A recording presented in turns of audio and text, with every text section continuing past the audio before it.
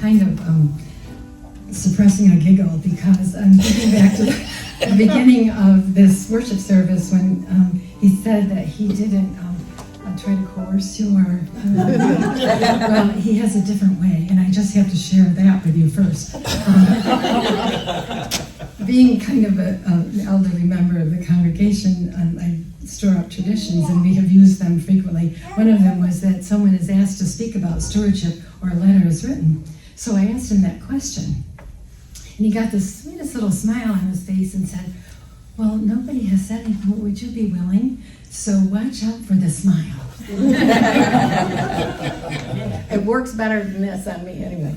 All right, so I did want to share some thoughts with you about stewardship.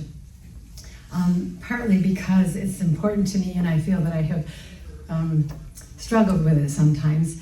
The seed for stewardship and giving to the church started for me when I was probably about 7 years old in the Methodist Church in Naples, New York. And hearing a talk about stewardship and giving to the church, I pledged 10 cents. I had no money. I don't know what happened to that pledge. I'm not sure if maybe my dad went and paid it. He wasn't happy that I had signed the card and put 10 cents on there.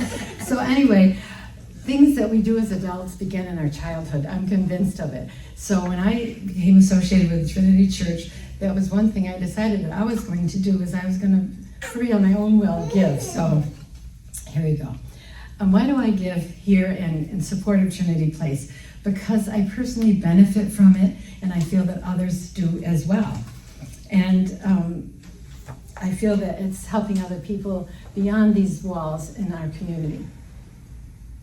And so I'm also thankful for our 4 core values, and that's what I'm going to address my talk about mostly, is those core values. They were created by this congregation at our table talks, and some of you are familiar with them and some of you are not.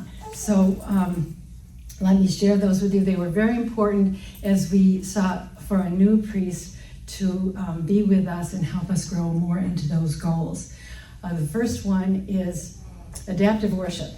And we kept the Episcopal design for worship, including scripture, the homily, prayers, but we streamlined it a little bit and we enhanced it, of course, with wonderful music, and also enhanced it with the use of poems or contemporary literature, which had spiritual meaning.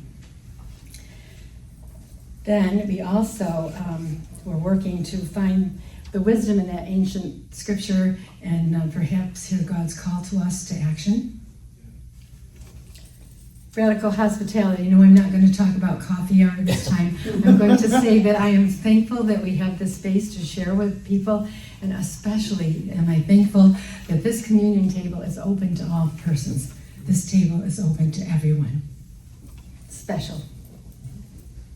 I just have to look at my notes a little bit because, I decided in the middle of the night last night I wasn't going to do this. And then Beth Henderson asked me if I would read the gospel for her because she's been away.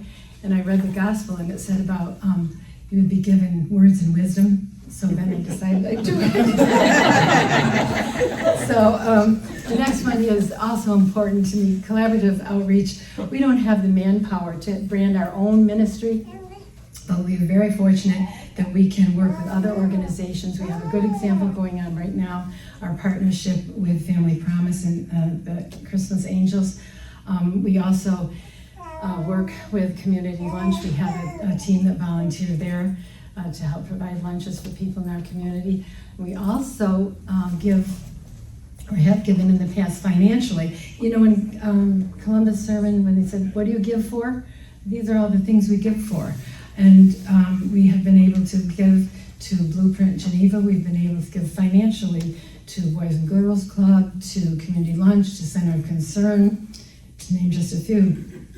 Also, we have in the past given to the Episcopal Relief Fund. If you're not familiar with that, you can look it up on their website. But I look at them as kind of being the Red Cross for the Episcopal Church.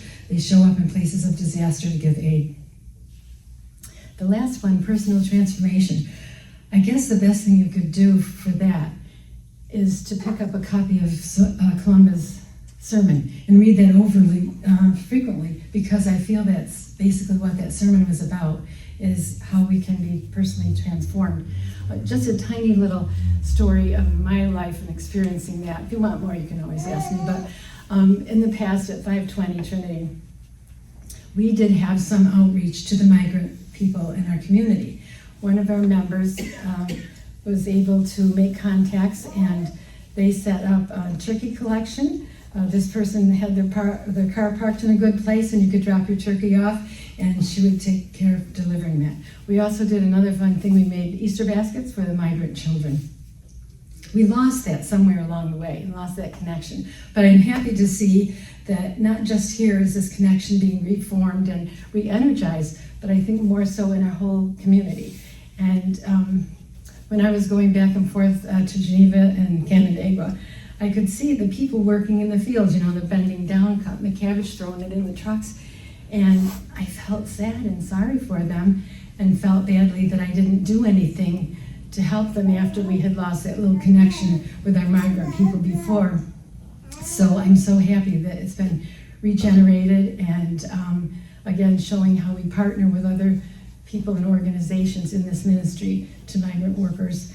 To me, that's a good thing. And all of these core values guide us in what we do. And so why I give is to hope that these core values stay alive in this congregation, that we can work with them, but that we not just keep them for ourselves, but we hope to share them, and we give so that it will continue into the future.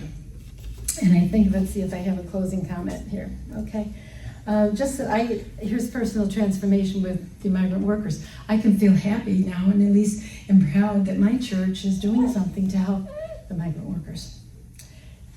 So I'm also thankful we have a priest and a staff that are willing to be guided by these core values, and I thank you for your support, your participation, which will help us to be present to the people who need today and in the future. Thank you for sitting here. Now off to coffee hour.